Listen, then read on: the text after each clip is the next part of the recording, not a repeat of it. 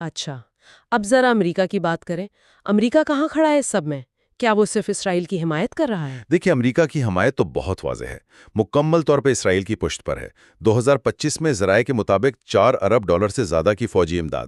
$4 ارب؟ جی، intelligence sharing بھی ہے، اقوام متحدہ میں سفارتی تحفظ ہے، خلیجی اڈوں پر امریکی فوجی بھی الرٹ ہیں۔ لیکن کیا وہ کشیدگی کم کرنے کی کوشش نہیں کر رہا؟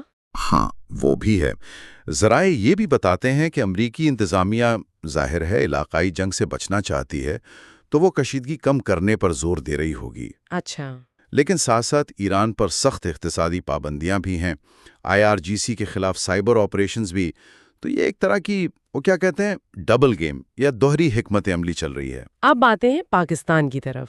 سرکاری موقف تو غیر جانبداری کا ہے، لیکن یہ توازن برقرار رکھنا کتنا مشکل ہے پاکستان کے لیے، خاص طور پر اگر جنگ پھیلتی ہے۔ ذرائع کیا کہتے ہیں اس بارے میں؟ یہ پاکستان کے لیے واقعی ایک بہت مشکل امتحان ہے۔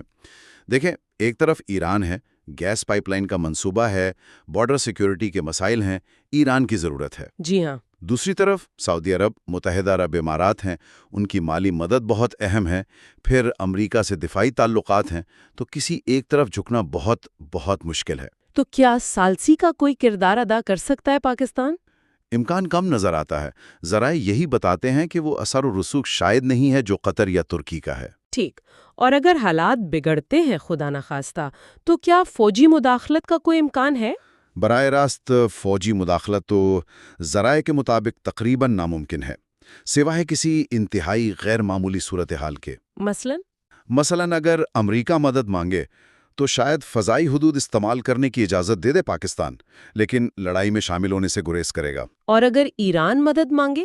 اس کا امکان کم ہے، لیکن اگر مانگے تو شاید ملک کے اندر کچھ شیعہ دھڑوں کا دباؤ آئے، لیکن زیادہ امکان یہی ہے کہ پاکستان اپنی جوہری صلاحیت کو وہ کیا کہتے ہیں ہائی الرٹ پر رکھے گا، لیکن مداخلت سے گریز کرے گا۔ تو